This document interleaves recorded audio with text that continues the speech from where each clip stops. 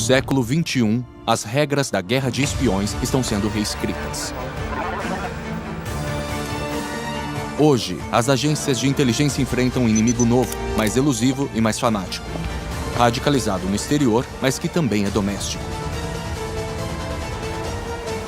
Um inimigo preparado a não parar por nada, nem poupar ninguém para alcançar seus objetivos.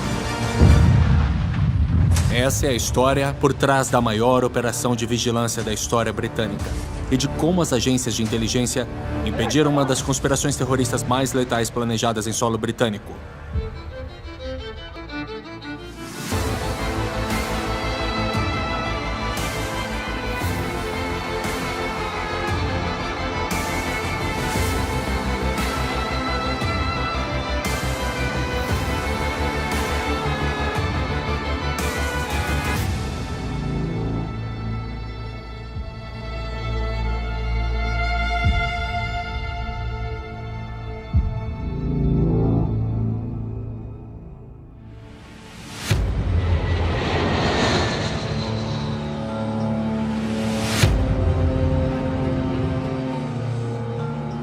Em 24 de junho de 2006, um voo de Islamabad, Paquistão, pousou no aeroporto Heathrow de Londres.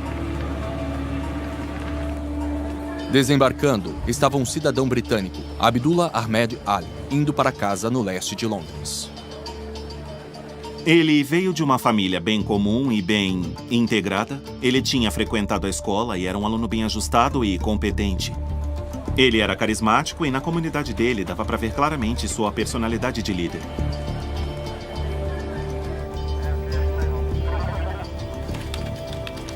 Mas Ali estava sendo rastreado pelo Serviço de Segurança Britânico, o MI5. Ele estava sob suspeita. Acreditava-se que ele estava virando radicalista.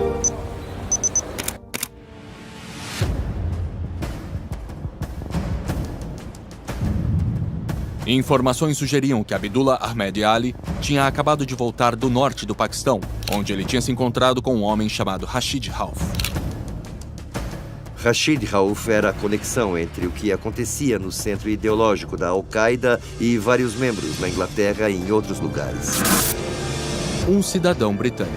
Rashid Rauf foi do Reino Unido para o Paquistão em 2002. Em 2006, ele era um membro sênior da Al-Qaeda. E era suspeito de ser a mente por trás de uma série de ataques terroristas fatais na Europa.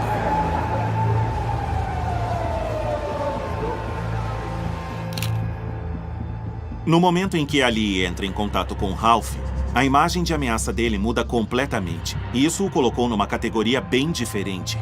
Apesar de o MI5 ainda não saber, quando Abdullah Ahmed Ali voltou para a Inglaterra em junho de 2006, ele também tinha se tornado um integrante da linha de frente da Al-Qaeda. Ele era um terrorista pronto para realizar uma operação naquele momento. No aeroporto, o passaporte de Ali acionou um alarme interno. E agentes do MI5 fizeram uma verificação secreta na mala dele. O que descobriram gerou mais perguntas do que respostas. Tinha pacotes de tang, uma bebida à base de açúcar, que é vendida no Paquistão e na Índia. E um grande número de pilhas AA. Por que você traria pilhas AA para o país? Elas não fazem nada diferente de outras pilhas AA. Então aquilo levantou suspeitas. Aquela era uma situação onde um indivíduo que estava num lugar que eles tinham preocupações volta para o Reino Unido com uma série de materiais. Não eram materiais considerados perigosos, mas que claramente foram trazidos para um propósito muito específico que eles ainda não sabiam qual era. A descoberta do aeroporto foi um momento importante. O MI5 suspeitava que algo sinistro estava acontecendo, mas não sabia o que era.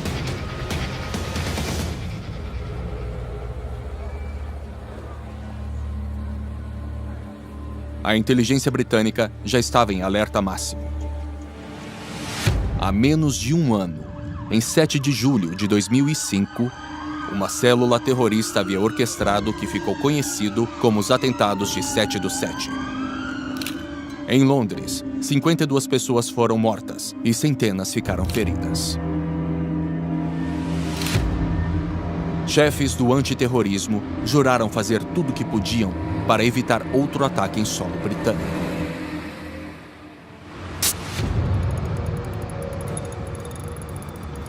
Abdullah Ahmed Ali parecia ser um possível terrorista. Então foi colocado sob vigilância 24 horas. Deram um codinome para ele de 2 palavras, que no caso dele era Lion Roar. Lion Rowan está saindo da estação. O M5 não sabia que tinha um motivo muito mais perigoso para seguir ali. Naquele momento ele era só uma pessoa que eles tinham algumas suspeitas. Era um caso de ter que esperar e observar. Ninguém fazia ideia alguma de como isso ia ser importante. O MI5 estava fazendo uma operação de vigilância, junto da unidade antiterrorismo da Polícia Metropolitana. A investigação conjunta foi chamada de Operation Overt. Steve Dryden era o coordenador de vigilância da operação, baseada na sala de grandes incidentes. Essa é a parte que criamos uma imagem do estilo de vida do suspeito, para descobrir se ele está fazendo alguma coisa que levante suspeitas. O alvo está seguindo pela rua High. É muito importante descobrir com quem ele está, com quem ele se encontra, o estilo de vida, o que ele está fazendo e qual mesquita ele está indo. Agentes da vigilância se infiltraram dentro da comunidade. Era preciso uma equipe de 30 pessoas para vigiar Ali 24 horas por dia. Essas operações aumentam muito rápido. Elas exigem uma grande quantidade de pessoal. Não pode ter os mesmos rostos por perto todos os dias. Então é preciso fazer uma rotação das equipes. Elas não podem ser o tipo comum de pessoas que parecem ser policiais. A equipe achava que Ali podia estar montando uma célula terrorista. Então qualquer um com quem ele fazia contato virava um alvo de investigação.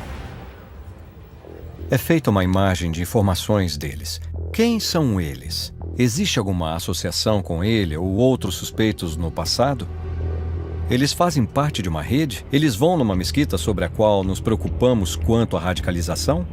Toda conversa por telefone que acontece, todo encontro pessoal que acontece, traz outros indivíduos para esse quadro. Então, num piscar de olhos, toda essa rede vira uma teia de aranha. Com a operação de vigilância, ficou claro que Ali mantinha contato regular com um homem chamado Tanvir Hussain. Ele tinha 25 anos e vivia na região, em Leighton, leste de Londres. Ali e Hussein são amigos de escola e claramente Hussein admirava Ali. Ele era meio que um irmão mais velho dele. Tanvir Hussain era um jovem que tinha crescido basicamente num estilo de vida ocidental. Ele saiu dos trilhos até um certo ponto. Ele tinha usado drogas e bebidas. Então houve uma mudança de paradigma e ele foi além do islamismo para o islamismo extremista. Os dois jovens eram tão próximos que os investigadores achavam que Hussein podia ser o segundo no comando de uma célula terrorista.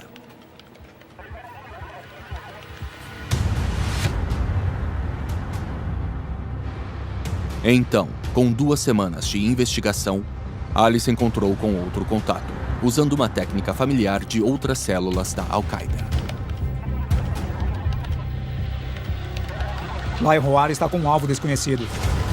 Eles deitaram no chão de barriga para baixo, com as cabeças próximas, e ficaram conversando no chão. E esse é o jeito clássico de garantir que um microfone de longo alcance não capture o que está dizendo. Isso confirmou os piores medos dos investigadores. Estavam lidando com terroristas profissionais treinados.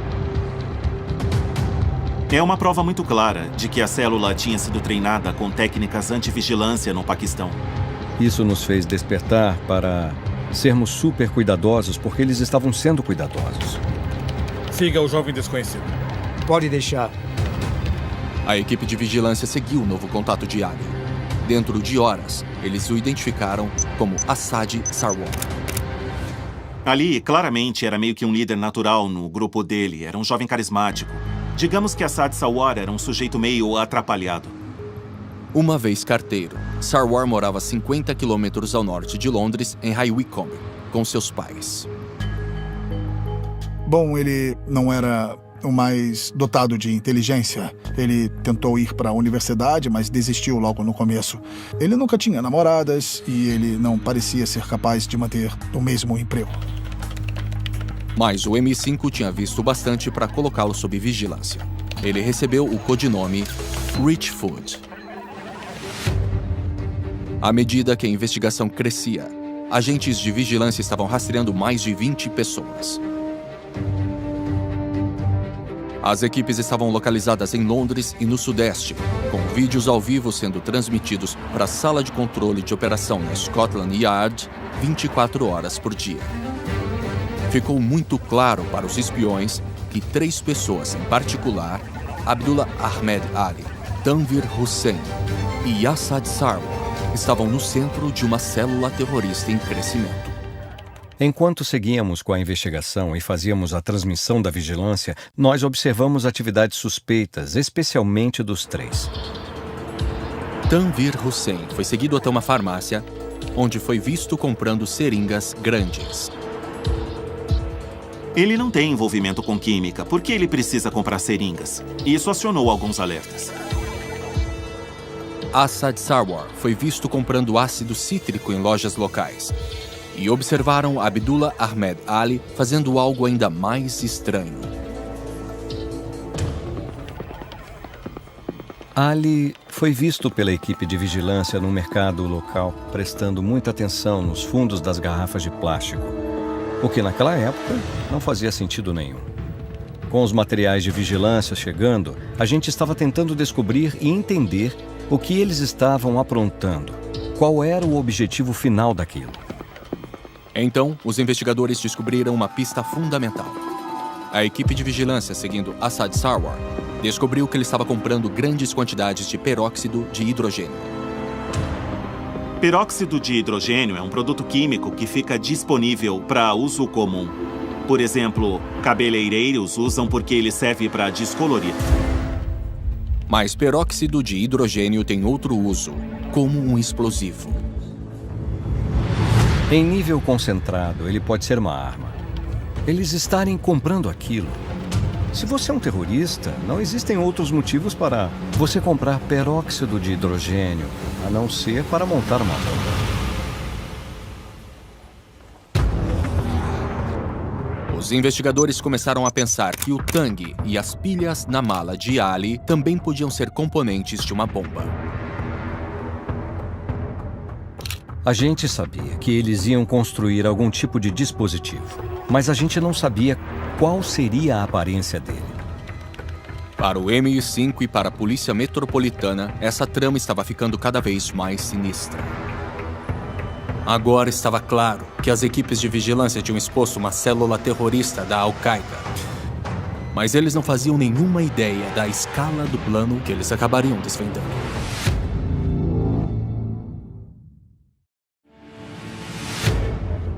Em julho de 2006, o Serviço de Segurança Britânico e a Polícia Metropolitana de Londres faziam uma grande operação de vigilância, monitorando uma célula terrorista da Al-Qaeda no leste de Londres. Toda célula terrorista precisa de uma base de operação, mas por semanas não estava claro se essa célula tinha alguma sede. Então, aconteceu um progresso. A equipe vigiando o líder da conspiração, Abdullah Ahmed Ali, o seguiu a um novo local, um flat em Walthamstow, no leste de Londres. Nos dias subsequentes, os agentes da vigilância observaram outros membros suspeitos da célula entrando e saindo da propriedade. Eles descobriram que esse era o centro das operações onde o plano estava sendo conduzido. Era claramente o centro das operações. Se queriam coletar informações, o lugar era esse. Eles precisavam entrar. Então os investigadores criaram um plano muito arriscado. Quando os conspiradores saíssem, tentariam entrar no flat com equipamentos de vigilância. Era totalmente necessário que eles conseguissem ter acesso a esse apartamento.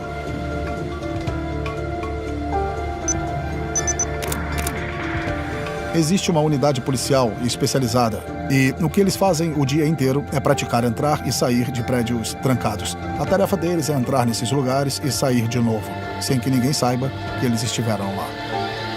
os investigadores esperaram. Até que uma noite, uma janela de oportunidade se abriu. A equipe de vigilância alertou a sala de operação. O flat estava vazio. Alvo saindo do prédio. Equipe azul, vai. Sem saber quando os conspiradores voltariam, a equipe tinha que ser rápida. Equipe azul, seja rápida. Eles instalaram escutas e câmeras que ninguém seria capaz de encontrar, porque elas eram extremamente pequenas.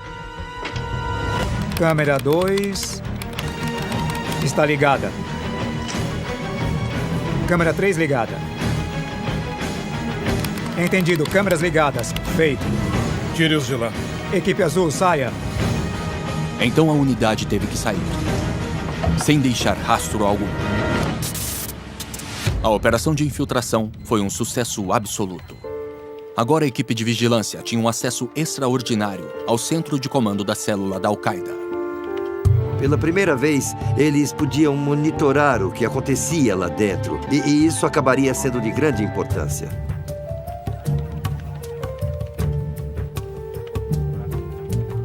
O detetive me disse que eles ficavam rindo às vezes porque era como assistir um Big Brother muito ruim. O serviço de segurança estava convencido de que o flat de Walthamstow era uma fábrica de bombas. As equipes de vigilância foram instruídas a procurar por todo tipo possível de evidência forense atrás de pistas sobre o tipo de bomba que poderia ser. Um dia eles foram seguidos para longe do endereço. Um deles tinha um saco plástico e ele colocou dentro de uma lata de lixo. O saco foi recuperado e nele tinha o que eu descrevo como peças soltas de pilhas AA. Aquele foi mais um sinal de alerta, porque significava que as pilhas AA com certeza iam fazer parte do dispositivo que estavam construindo. A 50 quilômetros dali, Assad Sarwar, codinome Rich Food, estava acumulando um estoque de peróxido de hidrogênio. Sarwar tinha encontrado fornecedores online e viajou pelo país para comprar pequenas quantidades de vários lugares. Essa é uma forma de esconder o fato de que você está comprando muito peróxido de hidrogênio. Eu descreveria Sarwar como contramestre. Era ele quem comprava todos os produtos químicos. No início de agosto, ele já tinha comprado tanto que ele foi visto escondendo uma mala com produtos na floresta perto da casa de seus pais em Wycombe. Agora, os investigadores começaram a juntar as pistas. Achavam que os conspiradores estavam desenvolvendo um tipo novo de dispositivo explosivo líquido.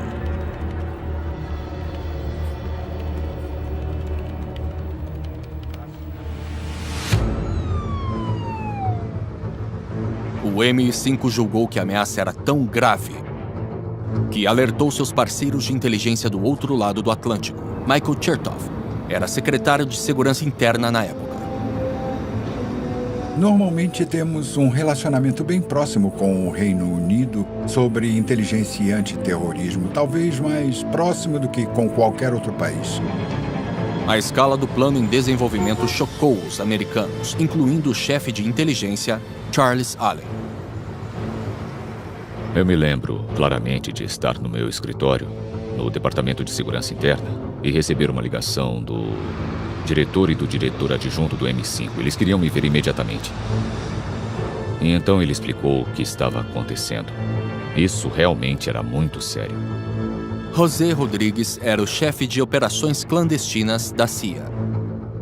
Aquela era uma conspiração muito séria, que podia se equiparar com 11 de setembro em dimensão. Eu fiquei muito preocupado. Os americanos e o Serviço de Segurança Britânico concordaram em cooperar. Como a CIA estava profundamente infiltrada no Paquistão, eles começaram a monitorar Rashid Rauf, o líder do complô baseado no norte do país. Uma coisa que os americanos têm melhor que os britânicos é a coleta de informações no exterior. Apesar de termos tudo sendo monitorado no Reino Unido, Foi muito útil poder ligar para a perícia americana no Paquistão. Então, depois de a investigação estar ativa por quase um mês, vídeos de vigilância do flat em Walthamstow revelaram a dimensão total do complô. O que estão fazendo? Não sei. Dá para aproximar? Vamos aproximar. Os investigadores viram quando Tanvir Hussain e Abdullah Ahmed Ali começaram a fazer pequenos buracos embaixo das garrafas de suco. Lentamente começaram a mostrar o que estavam tramando. Eles pegaram a seringa, drenaram o líquido e injetaram outro líquido. A consequência é que, se você olhasse a garrafa, ia parecer que era uma garrafa lacrada intacta. O selo no topo da garrafa não estava quebrado, o que significava que essa garrafa ou garrafas formariam uma parte importante do dispositivo que eles estavam fazendo. Os vídeos de vigilância mostraram que estavam colocando um explosivo líquido caseiro nas garrafas com corante para comida. As embalagens das pilhas eram usadas para esconder detonadores poderosos. Eles estavam abrindo pilhas, retirando as partes internas das pilhas e, essencialmente, usando a embalagem para colocar material explosivo no interior, e as pilhas eram colocadas em câmeras descartáveis. O pó de Tang seria usado como catalisador, tornando a mistura ainda mais explosiva. Os terroristas tinham inventado um tipo de bomba completamente novo, muito mais difícil de ser detectado e, potencialmente, uma ameaça muito maior à vida do que outras bombas da Al-Qaeda. A gente nunca tinha visto um dispositivo como esse. Havia uma grande engenhosidade na forma que esse dispositivo foi projetado. Os investigadores perceberam que essas bombas pequenas e de fácil transporte foram projetadas para serem levadas em partes separadas antes de serem montadas na localização do alvo. Isso tinha uma implicação aterrorizante. Perceberam que eles tentariam passar por um alto nível de segurança. E, geralmente, quando se pensa num alto nível de segurança, ou você pensa num lugar com muita segurança, como o Ministério de Defesa ou algum prédio do governo, ou você pensa em aviação. Elas foram feitas para detonar no espaço onde danificariam alguma coisa. E o lugar óbvio era dentro da fuselagem de um avião. Elas criariam uma explosão suficiente para fazer um buraco em um avião. Um avião que estaria numa altitude elevada e num ambiente pressurizado, o que causaria a queda do avião. Aquilo ia dar certo. Eles conseguiriam derrubar o avião e muitas vidas teriam sido perdidas.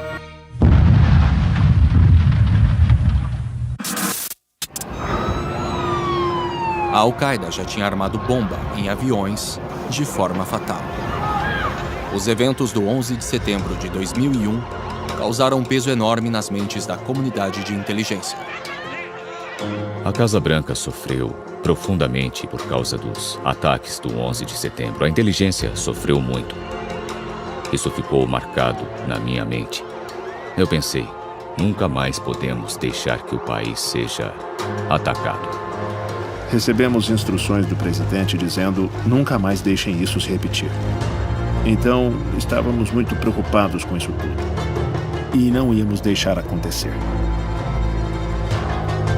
Desde o 11 de setembro, a segurança de aeroportos estava mais reforçada. Então, nenhum terrorista havia conseguido atacar um avião. Mas esse plano provou que ainda era possível e que a Al-Qaeda estava determinada. Aquilo era engenhoso. Mostrou que a Al-Qaeda tinha evoluído. Eles estavam fazendo coisas que superavam o que havia sido feito no mundo de fabricação de bombas. Essa era uma forma muito, muito letal de fazer negócios que não estávamos preparados. Os serviços de inteligência britânico e americanos eram aliados. Mas agora, com a pressão aumentando, começaram a aparecer falhas na relação especial. Os britânicos queriam mais tempo. Eles achavam que eles estavam controlando a situação e eles queriam conseguir evidências adicionais. No Reino Unido, estamos acostumados a seguir terroristas por causa da ira. Há décadas, estamos acostumados a controlar os nervos e tentar pegar os terroristas o mais perto possível do momento em que eles vão cometer os crimes. Tinha um conflito entre a nossa abordagem e a abordagem dos americanos no Paquistão. Os americanos tinham sempre e sempre têm uma visão diferente. E eles vão acabar com o complô, vão interferir e lidar com o que eles tiverem ali na hora. Nós confiamos muito na segurança britânica e no serviço de segurança, mas estávamos preocupados de que podia acontecer coisas que não foram percebidas. Uma pessoa ou um elemento do complô podia ter escapado dos britânicos. A gente tinha que garantir que as coisas não continuassem por tanto tempo a ponto de alguém colocar um dispositivo num avião e o explodir. O serviço de inteligência britânico ganhou. Mas eles sabiam que se estivessem errados, as consequências seriam catastróficas. No início de agosto, 24 pessoas faziam vigilância dia e noite, a maioria no leste de Londres. Eram necessários 800 agentes de vigilância no campo para monitorar todos os suspeitos. Aquela era a maior operação de vigilância que já aconteceu no Reino Unido. A Operation Ver, por seu tamanho, envolvia todas as equipes de vigilância do país, incluindo a Irlanda do Norte. Estávamos ficando sem equipes. O que a gente precisava saber era onde os alvos estavam e onde os indivíduos que iam atacar aqueles alvos estariam. Nós não deixamos de verificar nada naquela altura da investigação. Então, os microfones no flat em Walthamstow gravaram uma coisa que fez a equipe perceber que o plano tinha uma magnitude maior do que eles temiam. Já temos 6 pessoas. Eu, Omar B, Aibo e o Wahid. Tem mais 3 unidades e 3 caras. E tem mais 3, não é? Isso dá 7, 8, 9, 10, 11, 12, 13... Dá 15. Não, espera, 18. Pensa comigo. Tem mais um homem. Para os agentes que estavam ouvindo, parecia que ia ter 19 bombistas. O número tinha uma importância. Era o mesmo número de sequestradores responsáveis pelo 11 de setembro. Parecia que os conspiradores da Inglaterra estavam tentando imitar o maior ataque terrorista da história.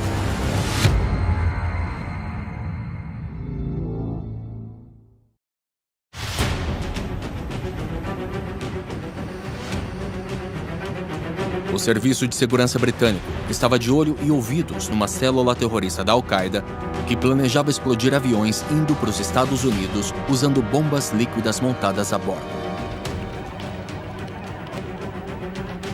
Oficiais da inteligência britânica estavam em contato com os parceiros americanos, mas discordavam sobre quando e como entrar em ação. Agora, os investigadores juntaram provas de que o líder da célula, Abdullah Ahmed Ali, estava ficando nervoso. Ao escrever para Rashid, o orquestrador do complô da Al-Qaeda no Paquistão, Ali admite que achava que estava sendo seguido. Mas os conspiradores não sabiam de uma coisa: que estavam sendo observados de perto. Apesar de suas preocupações, Ali tomou a grande decisão de seguir em frente. Eles decidiram seguir adiante com o plano, mesmo com o risco de estarem sendo monitorados. A verdade era que a gente estava no encalço deles. Então, em 6 de agosto, chegou a informação que a equipe de vigilância estava esperando: os detalhes sobre o ataque planejado. Ali foi seguido por uma agente do MI5 num café de internet. Ela conseguiu ficar num computador bem perto dele. E então viu que ele estava procurando horários de voos e decolagens. Ali procurava por vários voos transatlânticos, partindo de Heathrow com um intervalo de 2 horas e meia. Esses voos iam decolar de Heathrow numa data específica, mais para o fim do dia, entre 16 e 19 horas. Eles sobrevoariam o Norte Atlântico e assim seriam explodidos simultaneamente no ar. O horário era fundamental, coordenado para o máximo de impacto e para o máximo de vidas perdidas. Eles planejavam esperar até que os voos estivessem longe o bastante do Reino Unido, porque se uma bomba explodisse e os outros aviões tentassem voltar, não daria tempo para pousar em segurança. Esse era um plano que provavelmente causaria a morte de até 2.000 pessoas. Um plano assassino, enorme, horrível e tenebroso que poderia ter causado um grande dano aos Estados Unidos. Sem dúvida alguma, aquilo era assustador. Aquela era a conspiração mais importante desde o 11 de setembro, projetada para incutir pânico no Reino Unido e nos Estados Unidos. Os detalhes do ataque revelaram que o Reino Unido seria usado para atacar diretamente os Estados Unidos. Para Washington, era uma coisa que mudava tudo.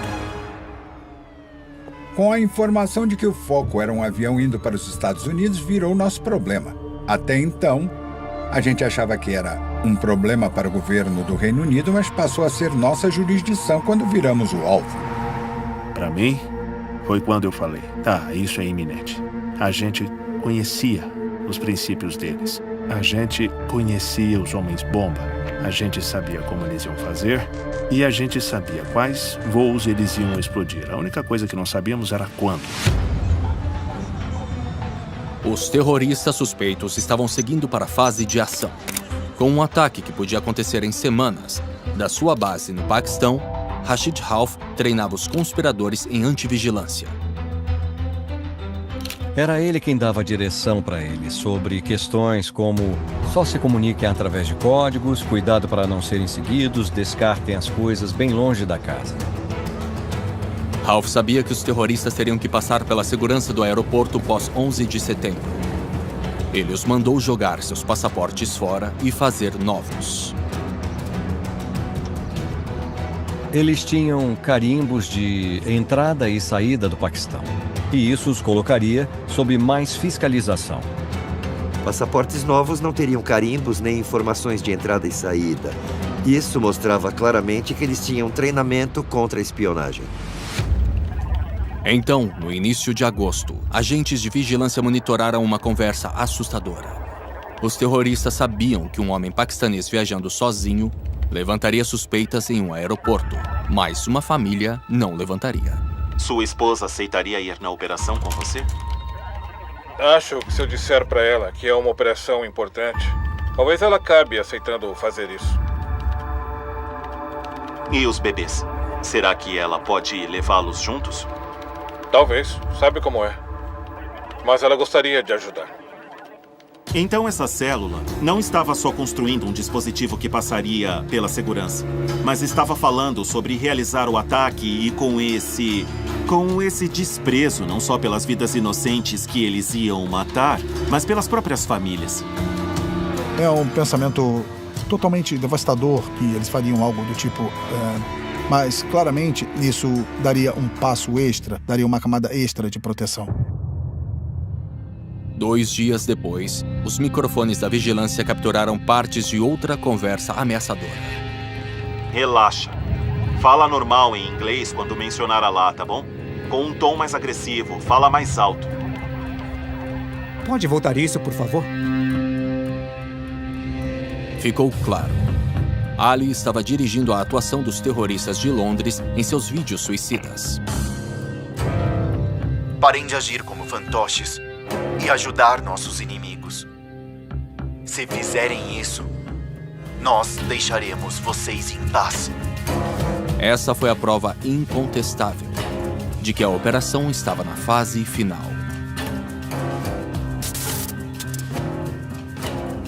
Aquilo mostrou que eles estavam nos últimos estágios da preparação. Aquilo aumentou a intensidade do nosso foco em ter certeza de que estávamos prontos para pôr um fim nisso na primeira oportunidade que surgisse. Os serviços de inteligência dos 2 lados do Atlântico concordaram que um possível ataque era iminente. Mas em Londres, a Polícia Metropolitana e o MI5 ainda queriam esperar mais.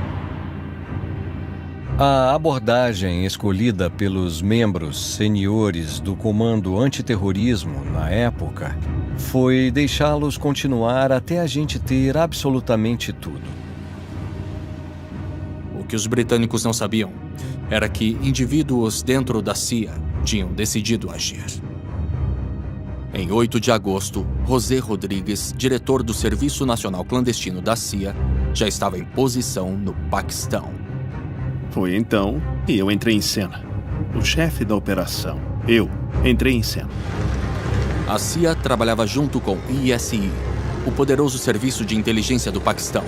Eles informaram Rodrigues que eles sabiam do paradeiro de Rashid Rauf.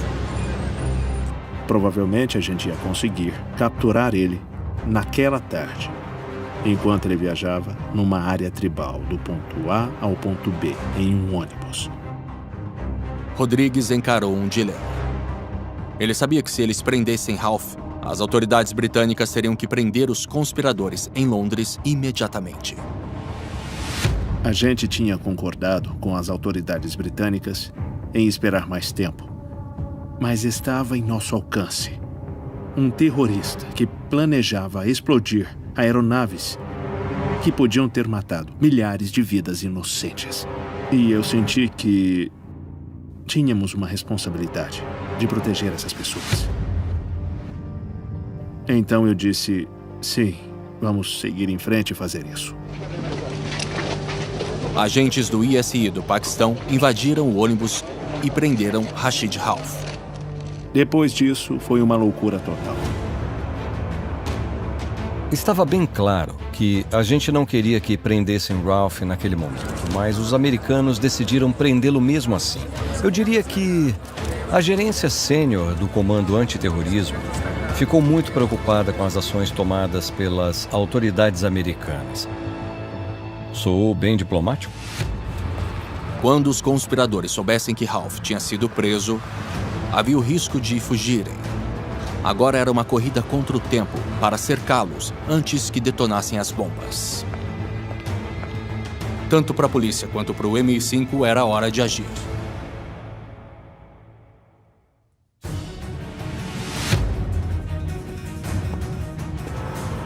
Em Londres, o MI5 e a Polícia Metropolitana agiram imediatamente para prender os 24 co-conspiradores suspeitos de Rashid Rauf no Reino Unido.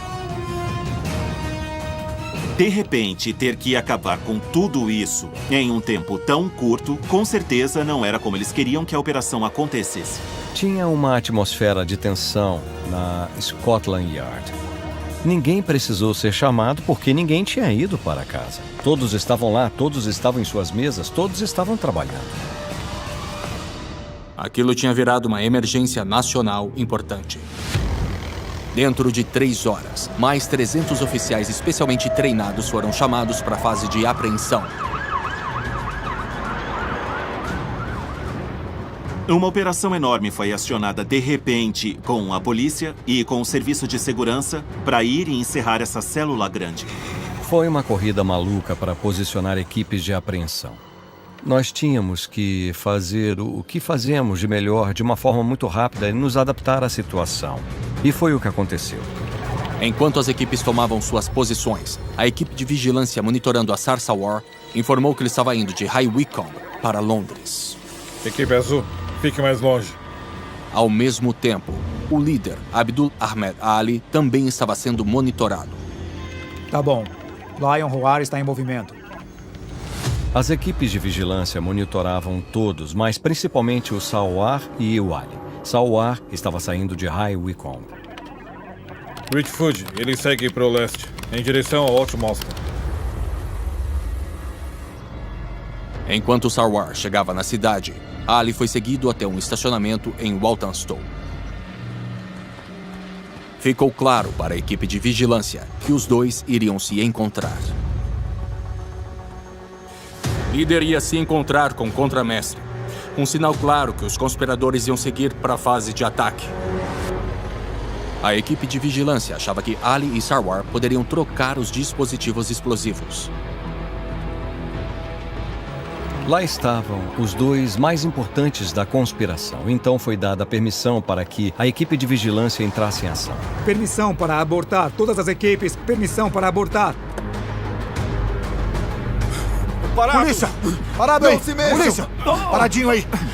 A gente tinha que prendê-los. Esse era o objetivo principal. Quando os investigadores vasculharam o carro, eles acharam um pendrive contendo detalhes de voo e vídeos suicidas. O que devia ser a evidência mais importante que nós encontramos durante toda a investigação estava no bolso dele quando o prendemos. Com os 2 conspiradores principais presos, a corrida era para cercar os outros. Durante a noite, 46 propriedades em Londres e no Sudeste foram invadidas e mais 22 pessoas foram presas. Nós tínhamos 24 suspeitos e, naquela noite, conseguimos pegar todos eles e colocá-los sob custódia. E nós não deixamos ninguém para trás. Cada suspeito que a polícia estava monitorando foi preso. Na manhã seguinte, a Inglaterra acordou com a notícia de que um plano terrorista havia sido impedido. O plano contava com 9 aeronaves partindo do Reino Unido para os Estados Unidos da América, que seria atacado com algum tipo de explosivo líquido. Outro 11 de setembro tinha sido evitado. Milhares de vidas tinham sido salvas. Mas as autoridades temiam que o conhecimento de como produzir as bombas líquidas já podia ter sido espalhado pela rede da Al-Qaeda.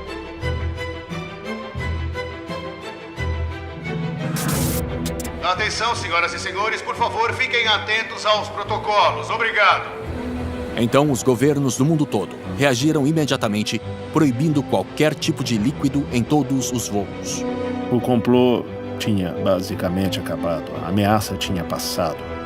E o que restou foi uma grande confusão. De uma hora para outra, os aeroportos ficaram num caos absoluto. A gente passou muito tempo montando um plano para que, quando houvesse a prisão, a gente pudesse acabar com a possibilidade de entrar com líquidos em aviões. As viagens aéreas jamais seriam as mesmas.